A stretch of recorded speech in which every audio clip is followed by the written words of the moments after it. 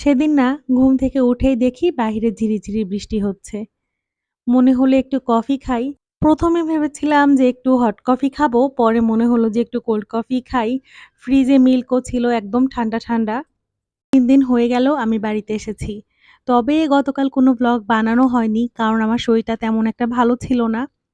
আর তারপরে আমার সবসময় মনে হচ্ছিল আমি একটু আরাম করে রিল্যাক্স এ সময় কাটাবো।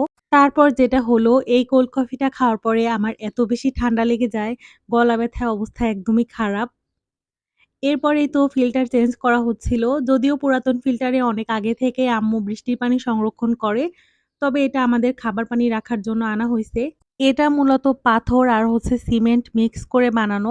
গরমের দিনে এটার মধ্যে পানি অনেকক্ষণ যাবৎ ঠান্ডা থাকে। তো যাই হোক এরপর হচ্ছে আমার কাজিন আসে। আপু আসার সময় হচ্ছে আমাদের জন্য তরমুজ নিয়ে আসে। এরপরে আমরা চা খেলাম, তরমুজ খেলাম। অনেক, অনেক গল্পও করেছি। সন্ধ্যার টাইমে আরাফ গিয়েছিল আমার আম্মুর সঙ্গে বাহিরে। আর আসার সময় যে বেলুন কিনে নিয়ে আসে।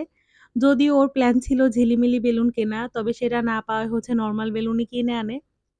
আর এটা হচ্ছে পরদিন সকালবেলা। ঘুম থেকে উঠে দেখি আবারও প্রচন্ড বৃষ্টি হচ্ছে। আমার টাকা কি হলো? কি করতে? ওরকম।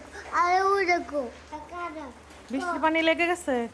এখানে আচ্ছা নান ক্লিন করে আর বাড়িতে এসে যদি একটু বাহিরে হাঁটাচলা করতে না পারি তাহলে আর কেমন হয়? তো যাই হোক এখানে আহিলও বিরক্ত হচ্ছিল। আরও বলছিল ওর জুতা ভিজে যাচ্ছে। তো এটা নিয়েও খুবই টেনশনে আছে। আরাব বেচারা বাহিরে যেতে না পারায় এখানে হচ্ছে নিজের জন্য নিজেই খেলার জায়গা তৈরি করে নিয়েছে।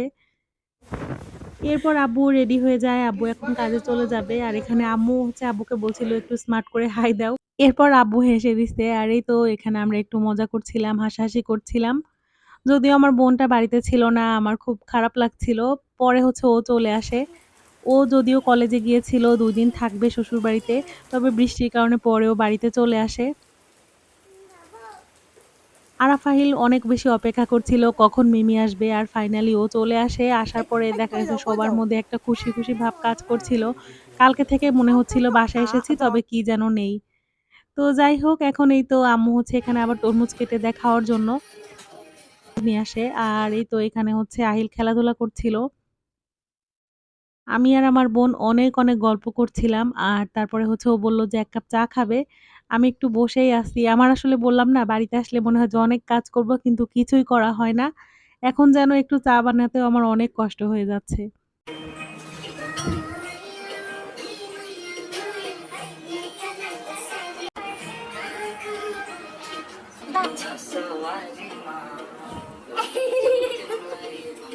Thank you. মুখ মিষ্টি না আমি। এরপর আমরা অনেক, অনেক গল্প করলাম। আমার বোন ওর কিছু শপিং দেখালো।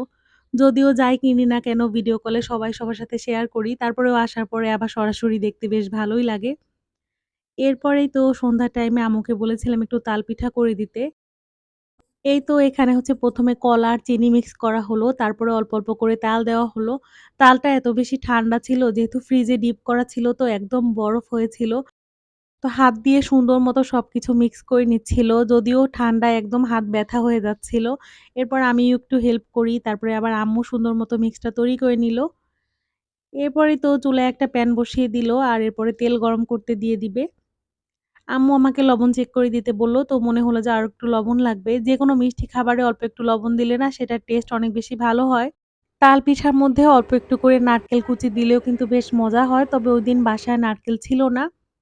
এখানে ১ম ব্যাচটা আম্মু ভেজে দিল আর আমরা সেটা খেতে, খেতে আবার বাকি ব্যাচগুলো আমি ভেজে নিলাম। খুব বেশি সময়ও লাগে না। মিক্সটা তৈরি হলে এক ব্যাচ ভাজতে হয়তো সর্বোচ্চ ১০ মিনিটের মতো সময় লাগে। আর গরম, গরম পিঠা তো আমার বেশ পছন্দ। তো যাই হোক এভাবেই কেটে গেল আমার বাড়িতে আসার পরে আরেকটা দিন। ভিডিওটা কেমন লাগলো অবশ্যই জানাবেন। ভালো লাগলে আমার পেজে একটা ফলো দিয়ে দিবেন। আর YouTube থেকে দেখে থাকলে একটা সাবস্ক্রাইব করে দিবেন। ভালো থাকবেন সবাই। আল্লাহ হাফেজ।